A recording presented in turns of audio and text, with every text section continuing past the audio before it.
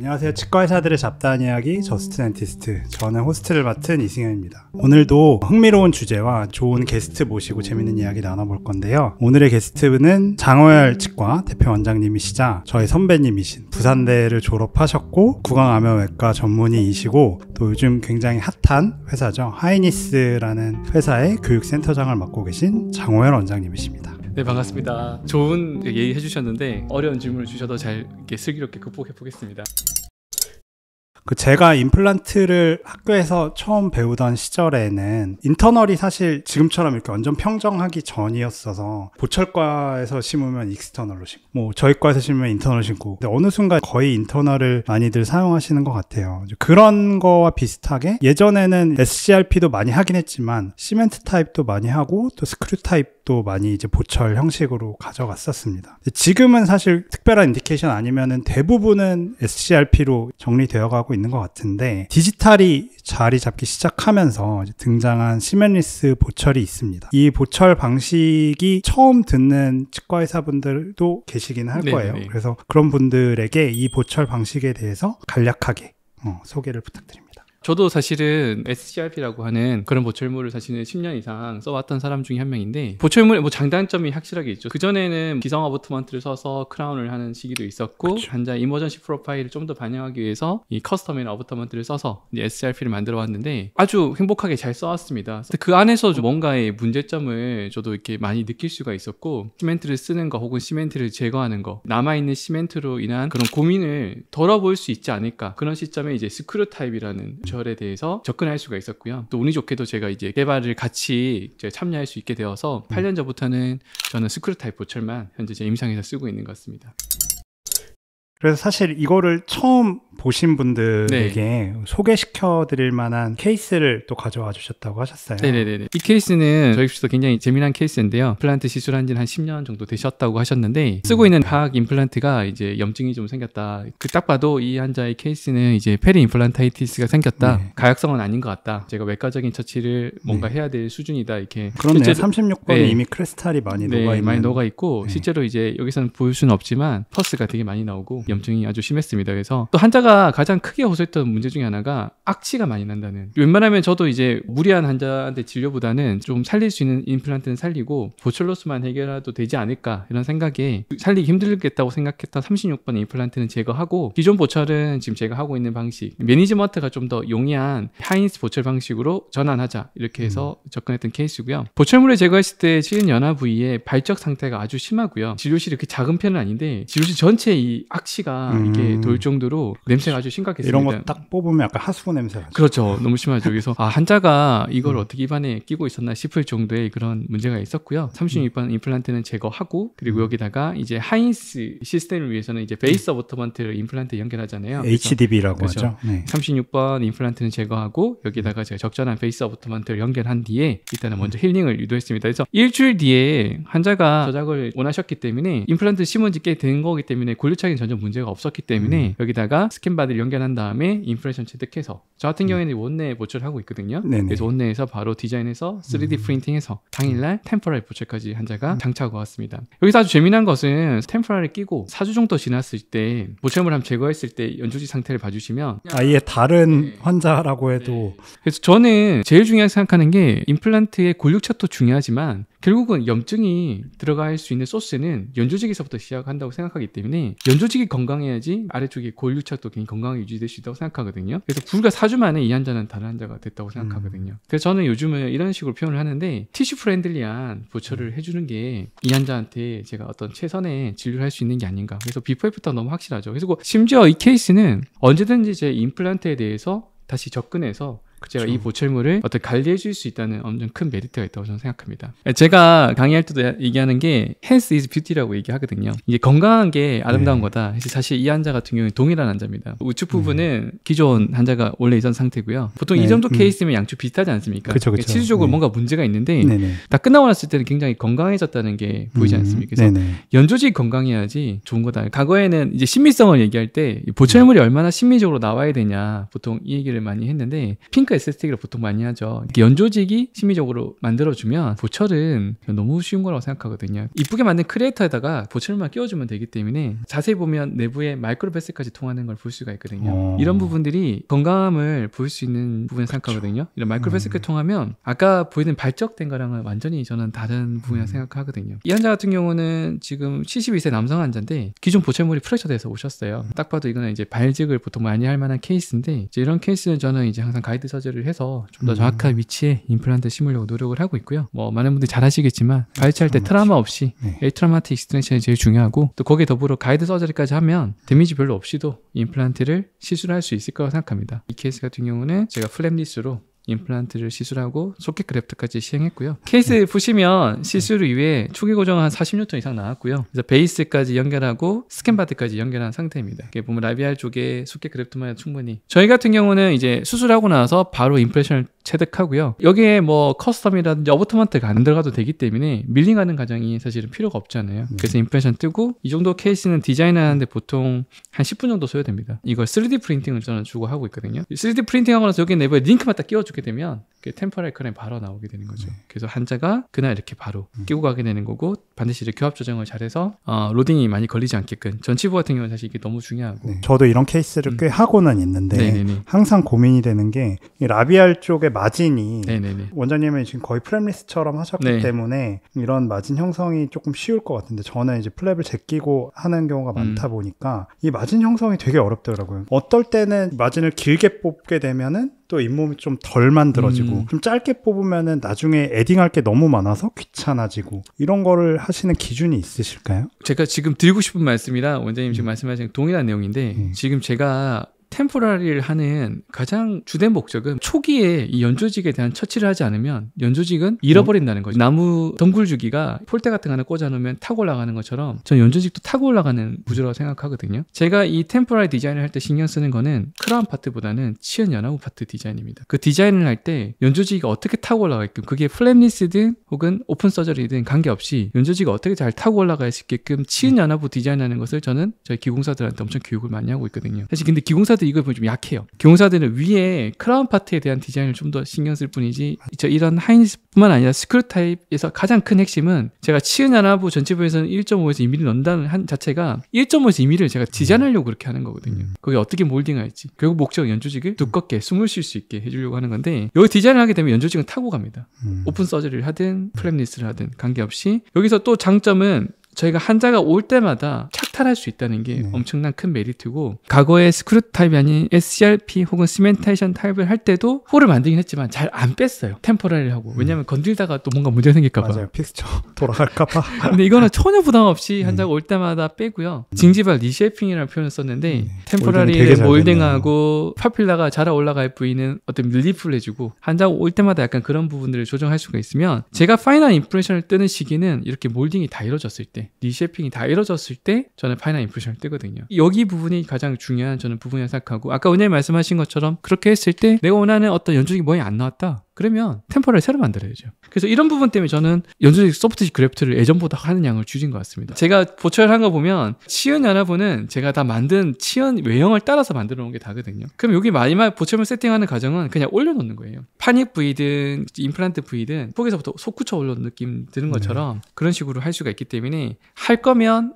즉시 로딩이라든지 이런 걸 통해서 빨리 하는 게 훨씬 더 연조직 컨트롤에 더 용이하다는 게 사실 제가 약간 주장하는 컨셉입니다. 그래서 사실 하이니스는 심지어 착탈할 수 있으니까 크라운 외형 언제든지 수정할 수 있고 쉐이드 언제든지 조정할 수 있잖아요. 그런 부분이 사실 큰 장점이고 이 환자 같은 경우에도 풀마우스 케이스고요. 70에서 여성 환자입니다. 일단 덴처를 오랫동안 꼈던 환자고 사실 일단 기본적으로 덴처를 끼게 되면 파필라가 없죠. 지금 플랫해지고 없는데 사실 이런 케이스 또한 제 목표는 임플란트 심는 것도 중요하겠지만 가능하면 이 환자가 수술 다음날부터 덴처를 안 끼게끔 해드리는 게 제 목표거든요. 제가 사실 이렇게 굉장히 저수가 임플란트 세상에서 남들로 이제 유지를 하려면 환자한테 뭔가 다름을 보여줘야 되는데 저는 이런 부분을 좀 어필을 하는 편이거든요. 이 환자 같은 경우도 마찬가지로 가이드 시술을 해서 연세가 많다 보니까 가능한 뼈가 좋은 자리를 찾아가지고 임플란트도 가능하면 제가 어떻게 파티션을 끊을지 생각하고 임플란트 심거든요. 그래서 당연히 이 케이스 또한 제가 모델리스로 수술하자마자 바로 이렇게 임프레션을 테이킹 했고요. 아까 말씀드린 대로 바로 디자인이 되기 때문에 보통 이 정도 케이스는 뭐 템포라니까 한 15분, 20분이면 디자인이 나오거든요. 3D 프린팅 시간은 20분 정도 걸릴 것 같고요. 1시간 정도 기다리면 끼고 갈 수 있습니다. 아니면 다음날 드레싱하러 왔을 때 껴도 되니까 이런 거는 절대 저는 풀로 스프린팅 하지 않고요.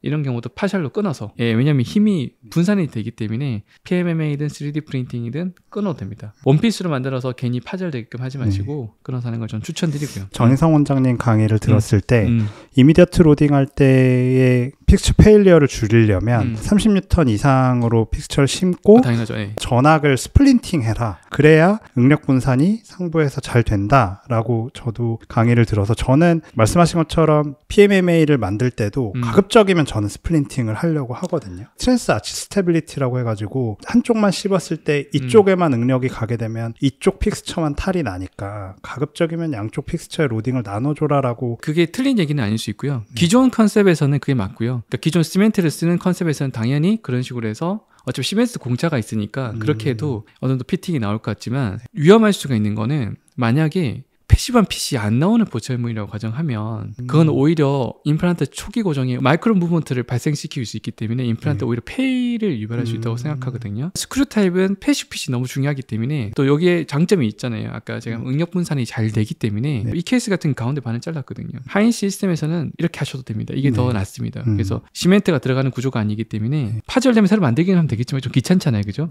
그런 부분에 있어서 저는 이렇게 하는 걸 추천드리고 있고요. 보시다시피 지금 이 환자 1주 지났는데요. 잇몸이 1주 지났는데 어떻게 돼 있죠? 진짜 파이널 마려운 잇몸이긴 하네요.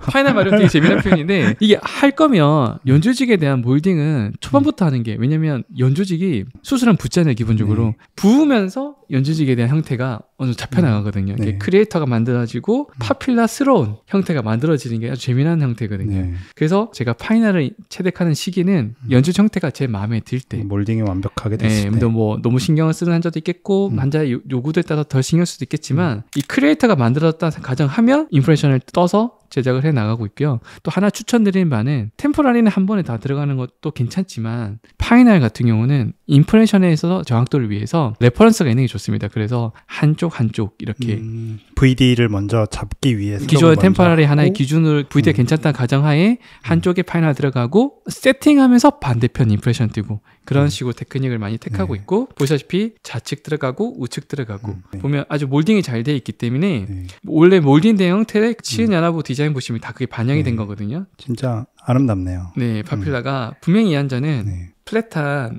연조직이었잖아요. 근데 이쁘게 해주면 70세, 80세 어르신들 다 좋아합니다. 이게 뭐 어르신들이라고 힘이 좋고 없나요? 아니라고 생각하거든요. 티슈 프렌들리한 보철이기 때문에 한 4년째 경과 관찰 중인데 이 어머니께서 오실 때마다 저한테 너무 하여튼 너무 감사하다고 얘기하거든요. 그래서 이런 부분에 있어서 저희가 임상의로서 최종적인 보철도 그렇지만 연조직 컨트롤을 통해서 최종 보철이 들어가는 그런 프로세스를 가지는 그런 게 저는 아주 큰 메리트라고 저는 생각하고 있습니다. 그래서 저는 사실 이 환자의 임플란트 보철이 임플란트만 돼 있으면 뭐 컨택이 이렇게 변할 일이 없겠지만 자연치와 같이 이렇게 돼 있다 보니까 컨택이 사실 루즈해지는 경우가 종종 있단 말이에요. 컨택이 루즈해졌을 때 음식물이 끼게 되고 또 그걸로 인해서 문제가 생기게 되는데 저는 컨택이 루즈해졌을 때 이걸 언제든지 제가 굉장히 치과 체어 사이드에서 쉽게 컨택을 에딩할 수 있다는 게 아주 큰 메리트라고 생각하거든요. 에딩은 이제 우리 원장님도 써보셨겠지만 SCRP 같은 경우는 컨택 에딩하기 위해서는 기공소로 가야 됩니다. 그쵸. 왜 그러냐면 어버트먼트랑 크라운을 분리를 해야 된단 말이에요. 분리하려면 이제 우리가 퍼니스에 넣어서 이제 세멘트를 태워야지만 이걸 분리할 수가 있는데 하이스 크라운 같은 경우는 뭐 전혀 그게 없이 그냥 링크만 빼면 되기 때문에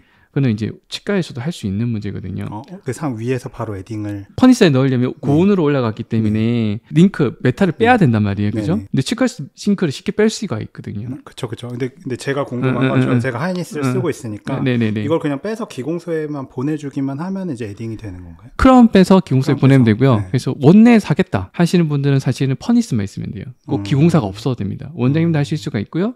위생사 스태프들도 쉽게 할 수가 있고 그 지르코니아 에딩용 파우더 올리는 게 그렇게 어려운 게 아니거든요. 올리고 나서 그냥 퍼니스에 넣어가면 저희 같은 경우는 환자가 한 30분 정도 기다리면 컨택 에딩을 하고 가시거든요. 그런 부분에 있어서 그런 매니지먼트가 좋다는 것은 저는 착탈할 수 있는 방식의 엄청난 메리트라고 생각을 하거든요. 저도 이 용어를 많이 쓰긴 하는데 리트라이어빌리티. 네. 그러니까 계속 보철물을 뺐다가 씻어내고 다시 네. 장착하고 사실 이거 빼서 물만 한번 뿌려주면은 페리임플란타이티스가 많이 좋아지는 거를 저도 봤거든요. 네. 근데 물만 뿌리지. 그럼? 뺀 김에 좀 뭔가 더 해주시면 좋을 것 같긴 한데요. 왜냐면 만약에 임플란트에 뭔가 이게 염증이 생긴 것 같다. 뭐부터 해주시나요?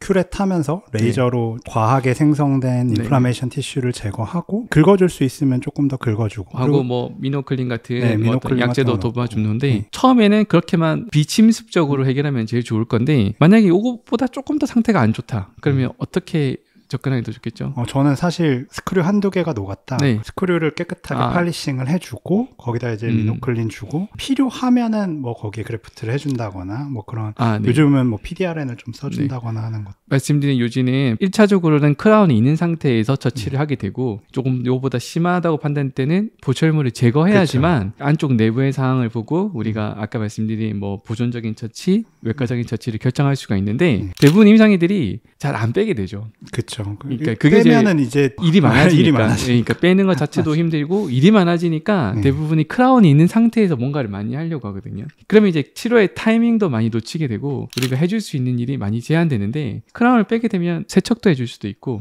저는 이제 세척할 때 스팀도 치고 저는 사실 플라즈마를 또 쓰기도 하거든요. 간단하게 이 소독기에 넣을 수 있기 때문에 하이니스 HDB를 풀러서 플라즈마에 넣는다는 아니요, HDB가 아니고 크라운, 질코니아 크라운을 크라운. 하는 방식이 있고요. 그리고 내부도 이제 우리가 베이스 어부터먼터부터 해서 보이니까 내부에 대한 우리가 세척도 조금 더 면밀하게 할 수 있다는 그런 장점이 있을 건데 빼고 끼우는 거에 부담이 없다 보니까 적극 처치를 해서 더 심한 단계로 넘어가는 걸 막을 수가 있는데 대부분 이제 원장님들이 그런 타이밍을 놓치게 되다 보니까 이제 우리가 원하지 않은 이제 페리 임플란타이티스로 가서 심지어 임플란트를 이제 페일하게 되는 그런 문제까지 생기는 부분에 있어서 저는 이게 착탈할 수 있는 게 아주 큰 메리트라고 생각하고요. 저는 똑같은 페리임플란타이티스가 왔더라도 기존의 SCRP 타입에 왔었을 때랑 사이니스에서 페리임플란타이티스가 왔을 때의 그 무게감이 좀 다르기는 해요. 바로 풀러서 내가 조치를 바로 할 수 있다는 거와 이게 만약에 SCRP는 이게 하면은 대충 각이 나오잖아요. 그렇죠. 이걸 빼고 안에 맞아요, 있는 맞습니다. 것도 제거하고 맞습니다. 게다가 멀티면은 이게 또 잘 안 빠지고 환자한테 탕탕 치면 환자 불편감도 늘어나니까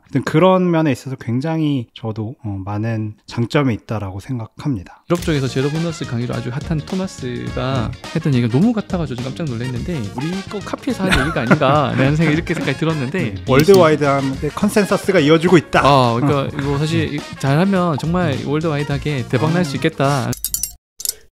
예전에 치과 의사들이 다음 먹거리로 예상되는 것들이 뭐 크라운이나 덴처 같은 보철이었었고, 근데 2000년대 이후에는 이게 이제 임플란트가 이제 주축으로 넘어왔고, 최근에 치과 의사들이 관심 있어 할 만한 그런 토픽이 뭐냐 하면 아무래도 이제 식립보다는 이제 보철 쪽에 조금 더 무게가 실리고 있습니다. 오로넥스도 그 중에 하나일 것 같고 시멘리스 보철도 그 중에 하나일 것 같습니다. 근데 원장님이 이런 거를 개발해서 써야겠다라고 했을 때 어떤 계기가 있으셨을 것 같은데 혹시 뭐 참고하셨던 다른 시스템이나 이런 게 있으실까요? 사실 뭐 언제 말씀하신 것처럼 이게 시대적인 흐름에 따라서 우리가 관심 분야가 좀 달라지고 저 역시도 예전에는 좀 외과적인 어떤 시술적인 부분에 좀 관심을 더 가졌고 또 그쪽으로 강의를 많이 했었고 시대적인 흐름에 따라 저도 그게 맞춰서 또 강의 준비를 하고 이렇게 했는데 일단은 임플란트 본레벨에서부터 뭔가를 하는 거는 제가 뭔가 제한이 되는 점이 많기 때문에 이 본레벨을 어떻게 하면 위로 끌어올릴 수 있을까 특히 티슈 레벨 같은 그런 부분들이 장점인데 또 티슈 레벨 같은 경우는 사실 보철적인 자유도 좀 떨어지기 때문에 본 레벨을 또 티슈 레벨처럼 어떤 장점을 가져갈 수 있는 방식이 좋지 않을까. 이제 스트라만이라고 표현되는 그런 티슈 레벨 임플란트의 장점을 가져가면서 본 레벨 임플란트를 또 좀 자유도 있게 쓸 수 있지 않을까 이런 필요성에 의해서 시작을 했던 것 같고요. 그래서 그런 식으로 해서 시멘트 리스 보철을 어떤 식으로 이제 만들면 좋을까 이런 부분에 있어서 이제 시작을 했던 것 같습니다. 사실 자유도도 자유도지만 처음에 스트라만 티슈 레벨 쓸 때 제가 느꼈던 거는 난이도가 굉장히 높다. 네네네. 위에 잇몸의 두께가 어떻게 될지에 대한 대한 예측을 할 수 맞습니다. 있어야 되기 때문에 그런 예측성이 떨어지는 이제 초창기에 임플란트를 배우기 시작하는 치과 의사들한테는 티슈 레벨은 사실 조금 어려운 임플란트고 또 사용이 구칩으로 제한적인 그런 선택을 하게 될 것 같아요. 근데 하이니스는 제가 느끼기에는 본 레벨의 임플란트를 티슈 레벨로 어느 정도는 바꿔주는 효과가 있어서 티슈의 높이를 우리가 결정할 수 있게 됨으로써 난이도도 조금 낮추고 또 환자들한테 시멘리스로서 이제 장기적인 예후도 좋아지게 하는 그런 아주 좋은 방식이 되는 것 같습니다. 이번에 하이니스에서 티슈 레벨 임플란트가 나오긴 하거든요. 그래서 픽처랑 이제 베이스랑 일체형으로 나오긴 하는데 기존에 쓰시던 방식 쓰시는 분들은 쓰셔도 되고 경험에 대해서 좀 쌓인 분들은 본바디 형태로 쓰시면 사실 여러 가지 또 장점을 추가적으로 넣어가지고 있기 때문에 저는 분명히 본 레벨과 티슈 레벨의 장점은 각각 다 있고요. 그런 것들 잘 활용하면 전 좋다고 생각합니다. 결국에는 본 레벨, 티슈 레벨 인디케이션만 잘 잡고 잘 활용만 하면 분명히 각각의 장점이 있을 것 같습니다. 네네. 아무래도 SCRP나 이제 시멘트 타입은 이제 잔여 시멘을 완벽하게 제거할 수가 없기 때문에 생기는 단점이 있는 것 같아요. 이게 잔여 시멘을 제거하기 힘들구나라고 느꼈던 게 저희 어머님 임플란트를 저희 아버님이 하셨거든요. 근데 이제 아버님이 얼마나 잘해주셨겠어요. 네, 그리고 맞습니다. 사실 시멘 제거는 약간 기본 중에 기본이라고 생각했는데 어머님이 계속 아프시다는 거예요. 그래서 하신 지 그래도 15년, 20년 되셨어요. 그래서 제가 긁어드려야지 하고 긁어놨는데 정말 뽀얗게 하얀 시멘트가 그렇게 나오는 거예요. 아버지의 뭔가 복수인가 계략인가 그런 생각이 들 수도 있지만 어쨌든 정말 시멘트는 그만큼 놓치기 쉬운 부분이 아닐까라는 생각이 들었어요. 근데 제가 느끼기에 시멘레스 타입은 결국 이제 인터널 픽스처를 티슈 레벨로 전환시켜주는 역할을 하는데 다만 여기서 궁금한 건 결국 픽스처랑 이 위에 올라가는 시멘리스 지대주 사이에 마이크로 갭에 대한 조금 의문이 남기 마련이거든요. 아무래도 원바디가 아니다 보니까 네, 맞습니다. 그 마이크로 갭에 대한 의문에 대해서는 어떻게 생각하세요? 지금 기존의 임플란트 보철도 임플란트랑 어버트먼 사이에 마이크로 갭은 당연히 존재하겠죠. 당연하죠. 실제로 우리가 이제 여러 가지 저희 실험과 혹은 그 전에 논문을 보면 마이크로 갭이 발생한 이유는 저장력에 의해서 마이크로 무브먼트가 일어나고 마이크로 무브먼트에 의해서 마이크로 갭이 발생되는 거고요. 사실 여기에 더 부과될 수 있는 게 마이크로 무브먼트가 계속 발생하게 되면 거기에 굉장히 많은 마모가 발생됩니다. 갭이 점점 커지게 되는 거거든요. 그러면 결국은 이 힘이 많이 가해질수록 또 잘 맞지 않은 보철일수록 갭이 더 크게 일어나는데 사실 저는 기존 보철들이 훨씬 더 마이크로 갭이 크다고 생각하고요. 하이니스 시스템에서는 임플란트랑 베이스 어버터먼트 사이에 이 마이크로 갭이 사실 기존 시스템보다 더 좋고요. 몰스콘 타입이기 때문에 이게 이제 뭐 헥사 타입으로 결합되는 게 아니라 이 서피스 타입이 결합되기 때문에 훨씬 더 마이크로 갭이 적기도 하고 응력 분산이 잘 되기 때문에 힘이 가해졌을 때 그 마이크로 갭이 기존 시스템보다 적다고 저는 생각하거든요. 그리고 더블 커넥션이기 때문에 여기서부터 한 번 더 위로 올렸기 때문에 베이스 위에 크라운이 올려가는 구조를 올렸기 때문에 이게 응력 분산이 더 잘 되기 때문에 마이크로 갭에 인한 문제는 더 적다 이렇게 생각을 하고 있거든요. 사실 저도 다른 강의를 들었을 때 걱정스러웠던 그냥 하이니스 계속 씀에도 HDB를 풀는 상황을 사실 조금 걱정을 했거든요. 위에 거를 빼서 씻고 할 때 HDB 밑에 상황은 어떨까가 계속 궁금했어요. 근데 선생님이 어쩌다 한 번씩 이제 발생하는 HDB의 루즈닝 시에 이거를 확인해 보면 굉장히 아내가 헬시하고 건강했다. 그리고 마이크로 갭에 대한 그런 걱정은 안 해도 된다라고 말씀을 해주셨었거든요. 그래서 사실 그때 저의 의문이나 이런 거는 좀 풀리긴 했는데 확실히 이런 응력 분산 관련된 자료를 보면서도 좋은 제품이구나라는 생각이 또 들었습니다. 지금 이 그림은요, 이제 응력 분산이 왜 잘 될까, 기존 시스템이랑 뭐가 차이가 있을까, 이런 고민을 제가 한번 정리를 해봤습니다. 임플란트를 하고 나서, 특히 보철을 하고 나서 주로 문제가 생기는 부위가, 저는 지금 이렇게 표현했는데, 지금 여기 임플란트랑 어버터먼트 커넥션 부위 주로 문제가 생기는데, 이 그림 보시다시피 그 임플란트 보철에 주로 힘이 가해지고 응력이 가해지고, 저는 스트레스 포인트가 여기라고 생각하거든요. 픽스랑 어버터먼트가 붙는 요 파란색 라인이죠. 이게 왜냐면 풀클럼이 생기기 때문이죠. 이게. 그래서 이 풀클럼을 기준으로 우리가 저장력이 발생될 때 보철물이 밴딩이 되니까 스트레스와 스트레인이 발생되고, 우리가 임상적으로 가장 많이 겪는 어떤 보철적인 트러블이 스크류가 루즈닝 되거나 혹은 스크류가 프랙처 되거나 임플란트가 뭐 찢어진다 표현하죠. 찢어지거나 본로스 발생되는 부위, 다 저는 이 크레스탈 임플란트 어버트먼트 지금 여기 조인트라고 생각하거든요. 여기에 힘이 집중되면 결국은 아까 우리가 말했던 여러 가지 문제가 발생되는데, 이 힘을 최대한 분산시킬 수 있으면 여기에 집중되지 않게, 또 아까 말씀드린 여기에 마이크로 갭이 발생돼 가지고 여러 가지 트러블이 있다고 했는데, 마이크로 갭을 덜 일어나게끔 응력을 분산시킬 수 있다면, 그래서 저희가 실험상에서 저희 시스템이 기존 시스템과 비교해서 응력 분산이 되게 잘 된다. 기존의 시스템은 풀컬럼이 싱글 풀컬럼이죠. 하나의 풀컬럼의 기준으로 크라운이 밴딩된다고 그러면, 저희 하이닉스 시스템에서는 풀컬럼이 2차, 3차까지 이렇게 풀컬럼을 분산시켰다고 저는 표현을 하거든요. 그로 인해서 힘이 한 곳에 집중되지 않고 위쪽으로 계속해서 분산되기 때문에, 사실은 여기 풀컬럼에서부터 위쪽의 이 부위를 저희가 발러지 위드스라고 생물학적 폭형이라고 부르는데, 이 부분이 사실 건강도가 아주 중요한데, 이 부분에 덜 위해적인 힘을 발생시키고 그걸 세단 위로 끌어올린다는 게 주된 포인트거든요. 그러니까 결국에는 기존 시스템에서는 말씀하신 1차 풀컬럼이 대부분 이제 픽스처의 탑 여기에 오게 되고, 제 생각에는 아마 오게 된다면 이쪽에 커스텀 어비트먼트의 마진 부위에서도 2차 풀컬럼이 올 수 있는데, 그렇게 되면 이제 시멘트의 워시아웃이 발생할 수 있죠. 하이닉스 시스템으로 대표된 시멘리스 보철은 이런 모든 응력을 3단계로 분산되기 때문에 루즈닝이나 프랙처나 본로스 같은 문제들을 없앨 수 있다라고 정리를 할 수 있을 것 같아요. 스크류가 풀리거나 스크류가 부러지거나, 사실 이런 문제 생겼을 때 해결하기가 너무 힘들지 않으신가요? 특히 임플란트가 찢어지는 경우에는 저기 스크류 타입을 지금 하고 나서부터는 방금 보여드린 문제를 사실은 거의 경험하지 못했고, 만약에 발생된다고 하더라도 이 포인트를 위로 올렸기 때문에, 지금 스크류가 존재하는 부위가 이제 위쪽으로 올라갔지 않습니까? 그죠? 링크 스크류가 올라갔기 때문에 스크류가 풀리거나 스크류가 부러지더라도 해결이 아주 쉽죠. 눈에 보이는 부위니까 저희가 좀 더 접근을 쉽게 하고 바로 해결해서 환자가 그걸 문제를 해결하고 집에 갈 수 있다는 어떤 그런 장점이 저는 있다고 생각합니다. 결국에는 구조체가 많아지고 복잡해지면 문제가 뭐 생길 것 같다는 그냥 막연한 생각이 드는데, 아무래도 스크류가 2개 들어가는 구조다 보니까 스크류 루즈닝이나 밑에 있는 하이닉스 HDB의 HDB 어비트먼트 프랙처 같은 물리적인 응력에 대한 의구심도 들게 되는데, 혹시 이런 거에 대해서는 어떻게 설명을 해주실 수 있어요? 그래서 실제로 저희가 논문에서 테스트한 걸 보면, 실제 아까 보여드린 임플란트랑 어비트먼트 커넥션 부위에 특히 뭐 측방압에서 힘이 얼마나 가해지냐 봤을 때 70%밖에 가해지지 않더라고요.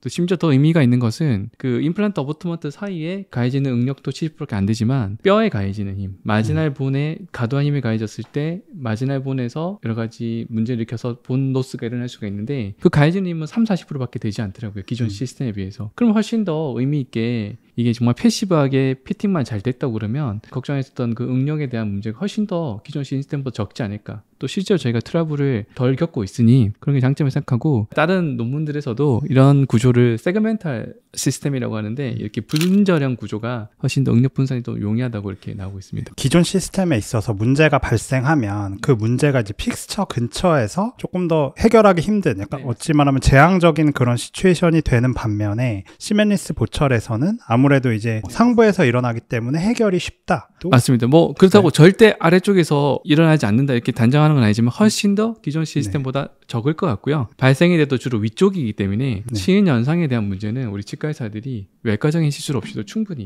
해결할 수 있는 부분이 크다고 저는 생각합니다. 원장님 강의하실 때 꽤나 중요하게 다루는 이론 중에 하나가 제로본 컨셉이잖아요. 네, 맞습니다. 제로본 컨셉 중에서 이제 가장 중요한 부분 중에 하나가 이제 플랫폼 스위칭이잖아요. 그래서 픽스처 탑의 직경보다 약간 작은 어버트먼트 위주로 했을 때 이제 연조직 두께가 유지되면서 이제 전체적인 잇몸 건강이 유지가 된다라는 그런 이제 컨셉인데, 사실 HDB의 높이를 2mm, 3mm 위주로 2mm, 3mm 좀 많이 하고 있습니다. 하셨잖아요. 근데 그게 저는 4mm일 때는 조금 이 제로본 컨셉 플랫폼 스위칭에 있어서 조금 걱정이 되는 부분이 있기는 하거든요. 이 올라오는 폼 자체가 너무 가깝다 보니까. 그래서 이에 대해서는 어떻게 생각하시는지. 플랫폼 스위칭에 대해서 원장님 말씀하신 것처럼 저도 굉장히 중요하게 생각하고, 사실 임플란트 같은 경우는 그 자연체랑 다르게 블루 서플라이가 연조직 쪽에서 좋지는 않습니다. 그래서 연조직이 두꺼워야지 여기에 블루 서플라이가 좋고, 저는 항상 표현을 할 때 연조직을 숨을 쉴 수 있어야 되는데, 아까 제가 처음 보였던 케이스도 숨을 쉴 수 없었기 때문에 그렇게 연조직이 망가졌다고 생각을 하거든요. 근데 숨을 좀 쉬게 해줬더니 바로 건강해졌잖아요. 사실 제가 캐디를 직접 하면서 디자인을 직접 하는데 이머전시 프로파일상으로 이렇게 약간 S라인이라고 표현하죠. 그렇게 어려움을 못 느끼고 있는데, 이제 물론 이제 임플란트를 시술할 때부터 임플란트를 식리 깊이를 높이라든지 이런 걸 감안하면 충분히 뎁스가 또 낮아지면 또 밑에서부터 올라갈 수 있는 그런 여지가 생기기 때문에 해보면 조금은 그래도 생각이 좀 달라질 수 있을 까 생각이 들긴 하는데 물론 이게 제가 실제로 해봤을 때 문제가 됐었던 적은 없습니다. 근데 컨셉에도 이게 맞는 것인가 라는 생각이 너무 좋습니다. 조금 들기는 해서 그리고 제로 보너스에 대해서 첨언을 좀 드리면 이 제로 보너스 컨셉에서 이제 제가 생각하는 바와 유럽 쪽에서 제로 보너스 강의로 아주 핫한 토마스가 했던 얘기가 너무 같아가지고 좀 깜짝 놀랐는데 이 친구가 이제 보차적인 관점에서 한 이야기가 보면 하이팔렌시인데 지르코니아가 치은 연화로 들어가는 게 좋겠다. 이제 그 이유는 이 치태가 원장님 보시면 골드 크라운이라든지 PFM 같은 거 보면 치태가 엄청 껴있는 거 보시잖아요. 그렇죠. 임상적으로 스캐닝하러 왔을 때. 근데 지르코니아는 치태가 잘 안 끼지 않습니까? 그런 부분에서 치은 연화로 들어가라. 그리고 스크류 타입이 낫다. 이런 얘기를 봤을 때 이거 뭐야 우리 거 카피해서 한 얘기가 아닌가 라는 생각이 이렇게 생각이 들었는데 월드와이드한 컨센서스가 이어지고 있다. 그러니까 이거 사실 잘하면 정말 월드와이드하게 대박 날 수 있겠다. 결국 좋은 스캐너를 써야 된다는. 좋은 스캔 테크니션이 된다고 생각합니다. 우리 요즘 그 핫했던 흑백 요리사라고 정말 좋은 재료를 가지니 정말 이 요리사들이 요리를 너무 잘하시더라고요. 그 최현석 셰프의 요리사보다 위에 있는 건 재료밖에. 그런 표현도 있었나요? 네. 사실 저도 하이니스의 초기 유저 중에 한 명입니다. 그래서 처음에 아마 나왔을 때부터 제가 막 이런 거 한번 써보고 싶어요 막 직접 연락해서 샘플을 받아서 사용을 했었던 게 뭐 2019년 20년 이때였고 그 이후로도 이제 계속 사용하다가 실제로 이제 구매해서 조금 많이 사용했던 게 이제 한 3년 정도 돼가는 것 같습니다. 처음부터 시스템을 확 다 바꿔서 나 여기 올인할 거야 라는 하는 유저분들은 없을 것 같아요. 처음에 유저분들이 고민될 만한 것들 중에 하나가 저는 재고 관리였습니다. 아무래도 처음에 막 영업사원이 엄청난 리스트들을 갖고 오면서 도입하셔라 이렇게 얘기를 하셨어서 사실 저는 그게 좀 부담이었었거든요. 그래서 결국에는 이 HDB의 선택과 재고 관리가 맞물려 있는데 요거에 대해서 이제 원장님의 생각을 알고 싶어요. 저는 반대로 강의할 때 오히려 더 쉽다고 표현을 하거든요. 왜냐하면 실제로 저 같은 경우는 사실 강연 활동을 하다 보니까 엮여있는 회사가 많다 보니까 제가 임플란트를 한 6개 브랜드 정도를 쓰고 있습니다. 저보다 대단하신 분이 나타났습니다. 그래서 시술하고 있는데 픽처를 쓸 때 전주근이 이 하인 시스템인가 호환되느냐 안 되느냐 이 문제거든요. 사실 호환만 된다 그러면 사실 이 하인 시스템 호환성 여부는 인터넷 커넥션 11도 시스템 우리나라 대부분의 임플란트 브랜드가 택하고 있는 방식이죠. 11도 호환되면 사실은 하인 시스템을 다 쓸 수가 있기 때문에 이 시스템을 쓸 수만 있으면 저는 브랜드는 관계없다고 생각하거든요. 실제로 전 대부분의 케이스에서 임플란트를 시술할 때 뭐 HDB라고 부르시는 하인스, 베이스 어버트먼트를 같이 연결하기 때문에 베이스 어버트먼트를 연결하면 임플란트 브랜드는 저희는 상관없어지거든요. 저는 하인스 보철만 하면 되는 거거든요.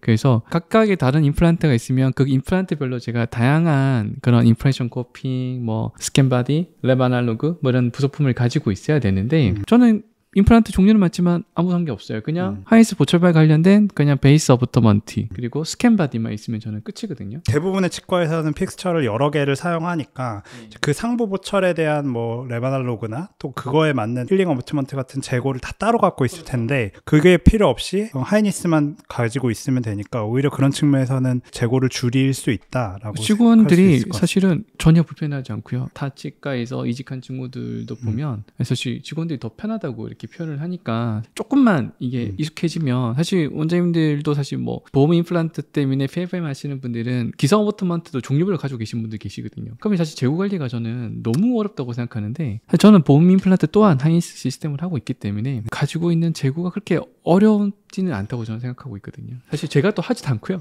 막내가 하고 있습니다. 그 정도로 편하다고 저는 생각하고 있습니다.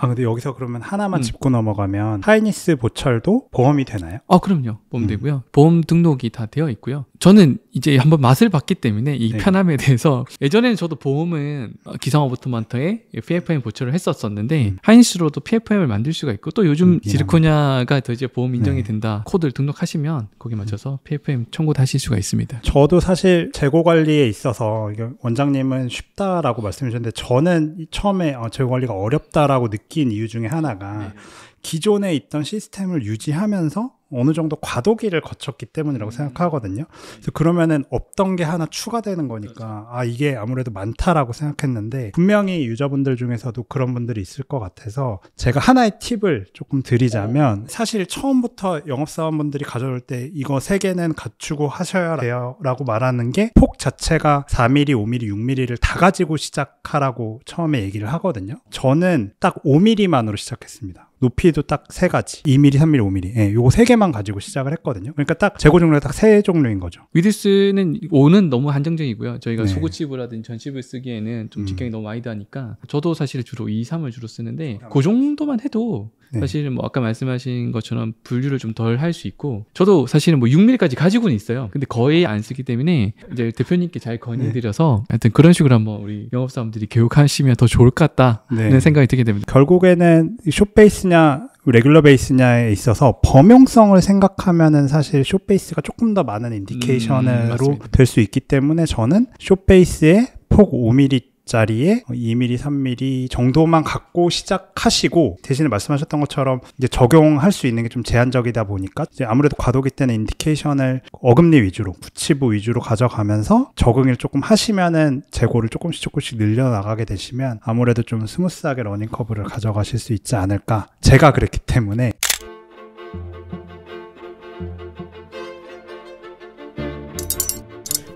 하이니스 유저들 중에서 이제 처음에 러닝 커브가 있다, 조금 어렵다라고 느껴지는 부분이 그 하이니스의 높이 결정일 것 같아요. 그거에 대한 팁이나 뭐 어느 정도 위치에 위치하는 게 이상적인 건지 좀 알려주시겠어요? 이제 베이스 어부트먼트가 들어갔다는 가정하에 이 베이스 어부트먼트의 마진에서 대합치까지의 거리에 따라서 이것을 레귤러 베이스로 할 건지 아니면 이제 숏 베이스로 할 건지 이걸 선택할 수가 있을 것 같고요. 이 마진에서 대합치까지 7mm 정도 이상이 나온다. 이 클리니컬 크라운 랭스가 충분하다. 저는 그런 경우는 저는 아직도 레귤러 베이스를 쓰고 있습니다. 아까 제가 응력 분산 얘기 드리면서 밴딩 얘기를 했는데 크라운 랭스가 길어질수록 밴딩 효과가 클 거고 그러면 안에 코어가 더 긴 게 당연히 좋을 거라고 저는 생각하거든요. 그런 경우에 당연히 저는 쓰고 있고요. 아무래도 이제 인디케이션은 아무래도 숏 베이스가 요즘은 더 늘어났다고 생각하는데 이 숏 베이스 같은 게 보면 이제 마진 위치에서부터 대합치까지 5mm 정도 되면 이거는 숏 베이스로 소화가 된다. 그래서 저희가 최소한 이 베이스 마진으로부터 대합치까지 5mm를 확보하기 위해서 시술이 들어가야 되거든요. 임플란트 포지션을 뭐 깊게 할 건지 조금 더 덜 깊게 할 건지 또 베이스의 커프를 우리가 1부터 나오니까 1부터 어떻게 선택하냐에 따라서 마진 부위의 위치만 사실 결정하게 되면 그 이외의 과정은 저는 어렵지 않다고 생각하거든요. 사실 저는 택하는데 0.1초 걸립니다. 0.1초 걸리는데 저는 워낙 많이 했기 때문에 그렇게 되는 건데 이제 대합치까지 거리를 보고 프로브로 딱 한번 재보고 아 그럼 베이스 마진 이만큼 들어가면 되겠다. 근데 베이스 마진에 대한 거에 대해서 이제 개인적인 선호도가 있어야 되거든요.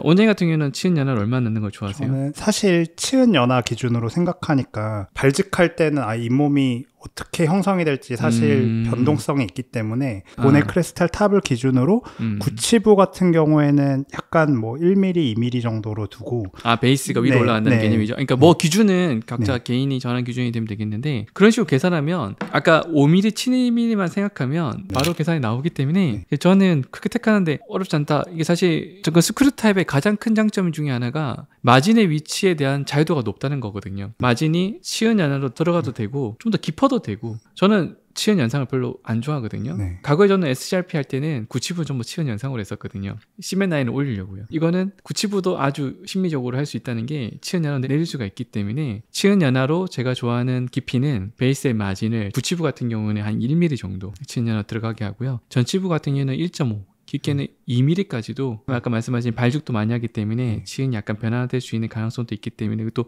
메탈 컬러가 보이면 안 되기 때문에 자유도가 있기 때문에 베이스 마진을 구치부는 1, 뭐 전치부는 1.5에서 2 이런 식으로 했을 때 배합치까지 거리가 충분히 나오는지 이렇게 계산하면 대부분 커프가 한 2에서 3 정도에서 결정이 되는 것 같습니다. 조금 첨언을 하자면 그렇게 할 수 있는 어떤 학술적인 근거가 치은 연화로 된다 하더라도 하이팔리시드 지르코니아는 어쨌든 티슈에 해를 입히지 않을 거다라는 생각 때문에 그렇게 하신 것 같고 저도 그것 때문에 충분히 깊게 넣어도 크게 문제가 없다라고 생각하고 있고요. 저도 사실 하이니스를 처음에 했을 때 좀 실패했다라고 느끼는 케이스가 골간섭 확인을 잘 안 했다. 너무 중요하죠. 항상 얘기하시는 게 HDB 어비트먼트를 40N 이상 쪼아라. 맞습니다. 이렇게 얘기하시잖아요. 맞습니다. 그래서 대충 해서 더 안 들어가길래 이제 바로 위에 올렸다가 보철물은 괜찮았는데 밑에 HDB 그게 프랙처가 된 적이 있습니다.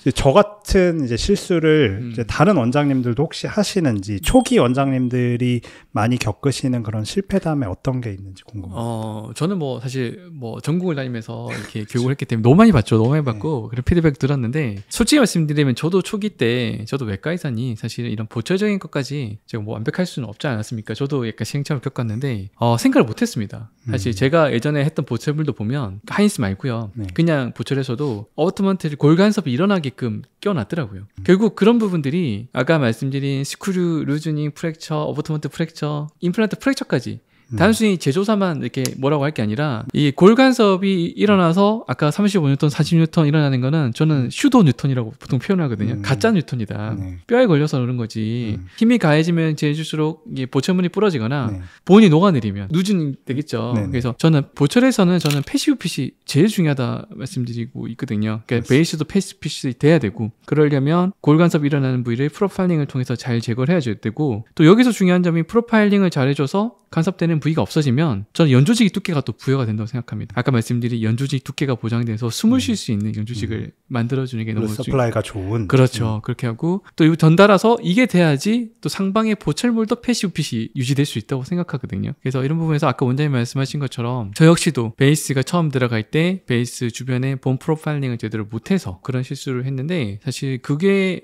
해결되고 나서부터는 아까 말씀하신 그런 문제가 굉장히 이제 없어졌다. 이 부분은 사실 하이니스를 떠나서 맞습니다. 기본적인 부분이기는 맞습니다. 한데, 저희가 대부분의 이제 본을 뜨거나 이런 시점이 조금 이후에다 보니까 아무래도 골간섭에 대해서 신경을 쓰는 부분이 기존 어비트먼트나 기존 보철 시스템에서는 조금 시점상으로 더 뒤다 보니까 골간섭에 대한 생각을 덜 하고 있었는데, 하이니스는 대부분 수술 중에 그걸 올리다 보니까 이제 골간섭에 대해서 아무래도 놓치게 된 것 같아요. 처음에 시작하시는 원장님들은 수술 중에 하이니스 지대주를 올리신다면 꼭 골간섭을 확인하시는 게 좋을 것 같습니다. 개인적인 하나의 좀 팁을 드린다면, 저도 수술할 때 거의 뭐 한 90% 이상 베이스 어버트먼트를 연결하고 끝내는 편인데, 네. 그러니까 임플란트를 신고 본 프로파일링을 하는 것이 아니라 사실 딜딩하다 보면 이제 이게 눈에 들어오거든요. 그래서 크레스탈 본 파트에 우리가 여러 가지 본 프로파일링 키트라고 해서 막 상품화된 것도 네. 있지만, 저는 굳이 그런 것까지 쓸 필요가 있나? 파이널 드릴을 하고 나서 코티칼 드릴 같은 거 있지 않습니까? 그런 걸 해도 되고, 아니면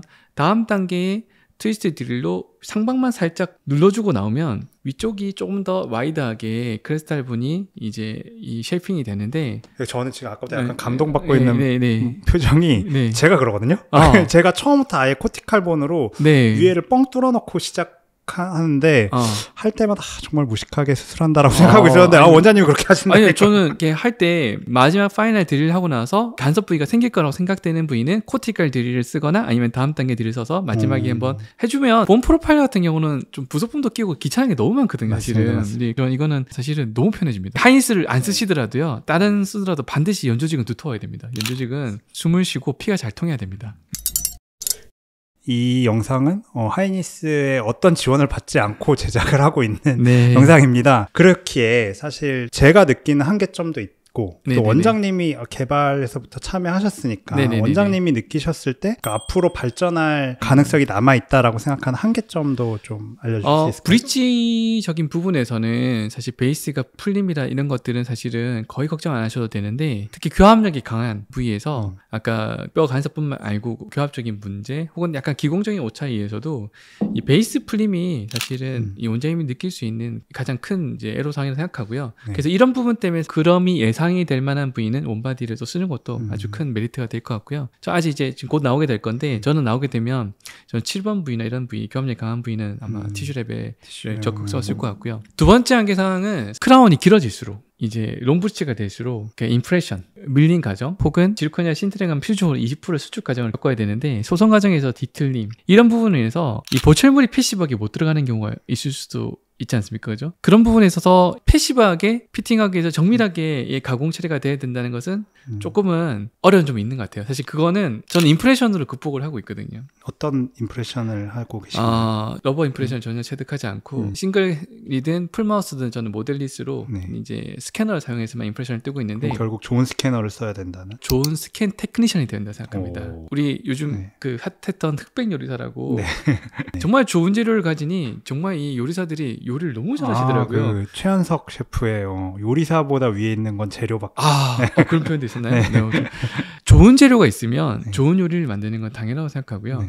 우리 치과적으로는 좋은 재료란 저는 좋은 인프레션이라고 생각하거든요. 그렇죠. 좋은 인프레션이 있으면 기공사들이 좋은 보철물을 당연히 만들 수 있을 거라고 생각을 하거든요. 네. 근데 솔직히 제가 이제 기공소도 같이 이렇게 운영하고 있는데 네. 스캔 데이터의 퀄리티가 굉장히 내천자만면입니다. 그래서 저 역시도 예전에 그랬고요. 인프레션을 전 너무 중요하게 생각하고 있고 인프레션에 대해서 저희가 이 데비에이션이 마이크로 단위로 뭐 예를 들면 50에서 200 혹은 300 마이크로 그래서 왔다 갔다 합니다. 이게 200, 300 정도 되는 마이크로 단위의 이런 오차는 보철물이 세팅될 때 어마어마한 문제가 일으킬 수가 있거든요. 인프레션을 잘 뜨게 되면 이런 오차가 덜 발생될 수 있는 보철물을 만들 수 있기 때문에 저는 사실 보철물의 모든 뭐 피팅이라든지 문제는 거의 대부분은 이제 인프레션이 있다고 보고 있고 직원들한테 매우 강조하고 있고요. 저희 직원들 처음에 설득하기 너무 힘들었습니다. 보철물이 안 맞으면 기공소에 전화하는 게 우리 습관이잖아요. 저 역시도 그랬습니다. 왜 이렇게 안 맞냐 했는데 제가 직접 기공을 하다 보니까 생각이 완전히 바뀌었고요. 90% 이상의 이유는 인프레션이 있습니다. 그래서 이거를 정말 열심히 저는 교육을 했고 직원들을 설득을 했고 직원들이 압니다. 보철물이 사실 세팅할 때 저는 사실 5분 이상 보철물 세팅하는데 시간을 안 쓰거든요. 네네. 제가 너무 편하게 세팅하잖아요. 인상을 떴던 직원이 저한테 옵니다. 잘했죠? 원장님, 네, 정확하게 그렇게 직원들이 이제 다 아는 것 같아요. 그게 저는 인프레션이 제일 중요하다고 생각하고 있습니다. 다음에 꼭 네. 한번 이제 모델리스 작업에 대해서 나눌 때 꼭 원장님 모셔서 이 스캔 팁을 좀 들어야 될 것 같습니다. 네, 돈을 주시나요? 죄송합니다. 네. 사실 제가 느끼는 한계점은 아무래도 이 HDB가 깔리다 보면 스크류가 실제 최상단에서 체결하는 링크의 탑이 좀 위로 올라올 수밖에 없다고 맞습니다. 생각하거든요. 예. 그래서 아무래도 이 레진 홀을 메꿀 때 충분히 깊게 심은 픽스처럼 사실 전혀 고민하실 필요 없지만 위에 VD가 조금 낮거나 픽스처를 좀 덜 깊게 심은 경우에는 위에 레진홀이 아무래도 얕게 남는 경우가 꽤 맞아요. 있더라고요. 네. 그거를 이제 보통은 이제 뭐 테플론 테이프나 코튼 넣고 네, 그 맞아요. 위에 레진을 채우는데 그냥 레진만 채워야 되는 경우가 간혹가다 있더라고요. 그래서 맞습니다. 사실 이거는 뭐 한계점이라기보다는 그 시스템에서 오는 어쩔 수 없는 구조적인 문제라고 생각을 해서 조금 더 깊게 심어야 된다라는 네. 거. 저희 개인적인 팁을 드리면 사실은 2단계에서 이거를 한번 조절하시면 충분히 네. 컨트롤 가능한데 특히 첫 번째 가이드 수술 많이 하시는 분들은 가이드 디자인할 때 이게 계산이 됩니다. 대합측까지 거리 계산이 되거든요. 그러면 얼추 내가 어떤 베이스 어버트먼트를 써야 될지 계산이 될 거고요. 두 번째 단계는 수술할 때 저처럼 워낙 많이 하는 사람들은 그냥 대충 이게 프로브로 갖다 대보고 결정할 수도 있겠지만 그 베이스 선택용 뎁스 게이지가 있습니다. 네. 그런 부분을 사용하게 되면 이게 한번 선택하고 나면 베이스는 바꿀 수 있지만 임플란트는 못 바꾸지 않습니까? 그래서 이제 그 2단계만 조금만 신경 쓰시면 훨씬 더 임상의 퀄리티를 높일 수 있지 않을까 저는 이렇게 말씀드리고 싶습니다. 하이니스로 대표되는 시멘리스 보철 타입이라고 계속 말씀드렸는데 이제는 하이니스뿐만 아니라 다른 이제 대형 임플란트 회사에서도 이런 시멘리스 보철들이 많이 출시되고 있습니다. 타사 대비해서 하이니스의 시스템이 가지고 있는 강점이 어떤 게 있을까요? 갈레오 갈레이가 청동설, 지동설 이렇게 할 때 교황한테 핍박을 많이 받았던 예, 그래서 법정에서 청동설을 얘기하고 나오면서 그래도 지구가 돈다 이렇게 얘기했던 거 그거 알고 계시죠? 우리가 17세기까지는 청동설을 대부분 사람들이 믿고 있었습니다. 근데 이제는 누구나 지구가 돈다는 걸 알고 있잖아요. 초창기 때 이 스크류 타입을 할 때 비난도 많이 받았고요. 그걸 왜 하나? 그랬는데 지금은 이제 점점 많은 분들이 그리고 많은 회사들이 시멘트 리스 보철에 대해서 관심이 더 높아졌다고 저는 생각을 하거든요. 정말 메이저 회사들이 다 지금 만들었고 그래서 저는 이런 말도 있잖아요. 사실은 그 사람들이 당신을 따라하려고 그러면 당신은 정말 제대로 하고 있는 거다. 그래서 저희는 제대로 하고 있다고 생각하고 전 세계 임플란트 시장을 한국 임플란트에서 많이 힘을 쓰고 있잖아요. 뿐만 아니라 보철 시스템에서도 시멘트 리스 그러니까 스크류 타입 보철을 한국이 주도할 수 있으면 저는 정말 메리트 있는 조건이라고 생각하고 저는 지금 하이니스 시스템을 쓰고 있지만 더 좋은 방법이 나올 수 있다고 생각해요. 뭐 그건 정말 저는 청의의 경쟁을 할 수 있다고 생각하고 하지만 이제 제가 남대로 그래도 이 부분에 자부심을 가지고 있는 것은 롱텀 데이터를 저희가 가지고 있잖아요. 그래서 지금 제가 한 8년 정도 썼으니까 그동안에 스크류 타입 보철임이 많이 있었습니다. 시장의 선택을 못 받고 사장된 시스템도 많이 있거든요. 근데 8년 동안 살아남았다.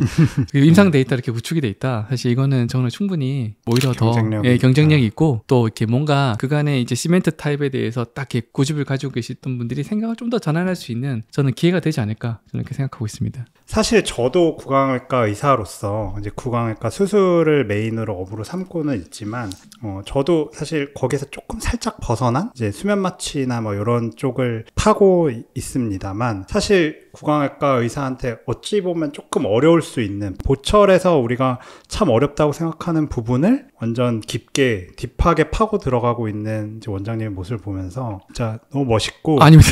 앞으로도 정말 하이니스와 원장님의 진료가 굉장히 기대가 됩니다. 여기까지 치과의사의 잡다한 이야기 저스트 덴티스트였고요. 저는 더 좋은 주제와 재밌는 게스트들과 다시 돌아오도록 하겠습니다. 감사합니다.